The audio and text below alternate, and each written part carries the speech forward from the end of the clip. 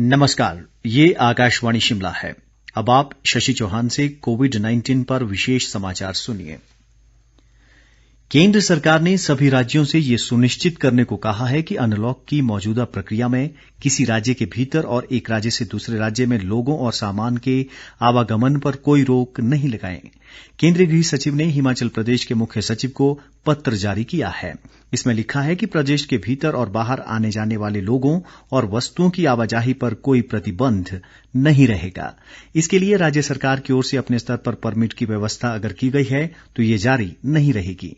मुख्य सचिव अनिल कुमार खाची ने पत्र मिलने की पुष्टि की है। उन्होंने कहा है कि प्रदेश सरकार ने परमिट जैसी व्यवस्था नहीं की है और केवल ऑनलाइन पंजीकरण किया जा रहा है। केंद्रीय स्वास्थ्य व परिवार कल्याण मंत्री डॉक्टर हर्षवर्धन ने कहा है कि देश इस वर्ष के अंत तक कोरोना संक्रमण के उपचार के लिए वैक्सीन विकसित कर लेगा। उन्होंने बताया कि कोविड-19 के उपचार के लिए देश में बन रही 3 में से 1 वैक्सीन पूर्व नैदानिक मानव परीक्षण के तीसरे दौर में पहुंच चुकी है। प्रदेश में कोरोना मामलों में वृद्धि लगातार जारी है। संक्रमितों की संख्या बढ़कर 4,905 हो गई है और 27 लोग अपनी जान गंवा चुके हैं। प्रदेश में बीती रात से अब तक 24 नए कोरोना मामलों की पुष्टि हुई है और 26 लोग उपचार के बाद स्वस्थ भी हुए हैं।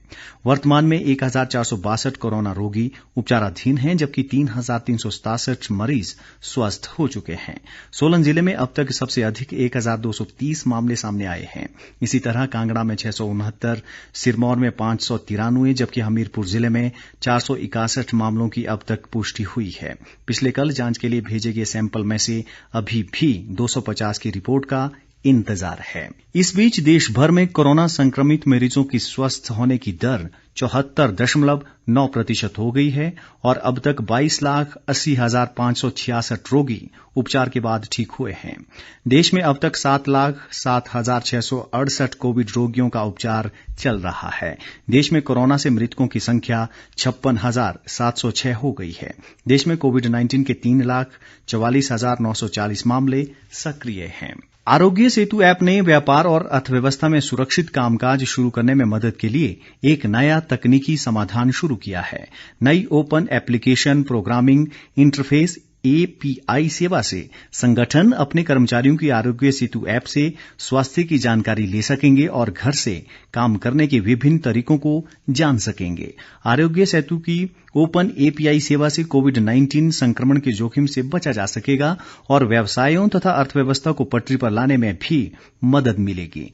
50 से अधिक कर्मचारियों वाले संगठन और व्यावसायिक संस्थाएं इस नई सेवा का लाभ प्राप्त कर सकते हैं। ये संगठन नई तकनीक का इस्तेमाल कर हर समय अपने कर्मचारियों की स्वास्थ्य स्थिति की आसानी से जांच कर सकते हैं। आरोग्य सेतु इस वर्ष 2 अप्रैल से शुरू होने के बाद से ही कोविड-19 पर कड़ाई से निगरानी कर रहा है। आरोग्य सेतु ऐप के अब तक 15 करोड़ से अधिक यूजर्स हैं। कोरोना महामारी के चलते प्रदेश के सरकारी स्कूलों में 9वीं से जमा 2 कक्षाओं की फर्स्ट टर्म की ऑनलाइन परीक्षाएं 7 से 13 सितंबर तक ली जाएंगी। उच्च शिक्षा निदेशक अमरजीत शर्मा ने बताया कि 2 घंटे की परीक्षाओं की डेट शीट जारी कर दी गई है। विद्यार्थियों को वेबसाइट के माध्यम से प्रश्न पत्र मिलेंगे। गूगल मीट से परीक्षा के दौरान विद्यार्थियों पर शिक्षक नजर रखेंगे। स्मार्टफोन से वंचित छात्रों को शिक्षक घरों में जाकर प्रश्न पत्र उपलब्ध करवाएंगे। 18 से 26 सितंबर तक उत्तर पुस्तिकाओं की जांच पूरी कर परीक्षा परिणाम तैयार किया जाएगा। सोलन जिले में औद्योगिक क्षेत्र बद्दी में कोरोना संक्रमित मरीजों की बढ़ती संख्या के मद्देनजर स्थानीय प्रशासन ने क्षेत्र के 6 उद्योगों को 48 घंटे के लिए पूरी तरह सैनिटाइज करवाने के बाद बंद कर दिया है। उपमंडलाधिकारी नालागढ़ महेंद्रपाल गुर्जर की अध्यक्षता में गठित अधिकारियों की टीम द्वारा ये निर्णय लिया गया। उन्होंने बताया कि एक उद्योग में काम कर रही कर्मचारी की कोरोना संक्रमण से मौत हुई है, जबकि अन्य उद्योगों में कार्यरत कर्मचारी जांच के बाद पॉजिटिव पाए गए हैं। वहीं उद्योगों में बनाए गए क्वारंटीन सेंटर की भी पूरी तरह से जांच की गई है। इसी के साथ ये समाचार बुलेटिन समाप्त हुआ। हमारा अगला बुलेटिन आप सुन सकते हैं शाम 6 बजे। नमस्कार।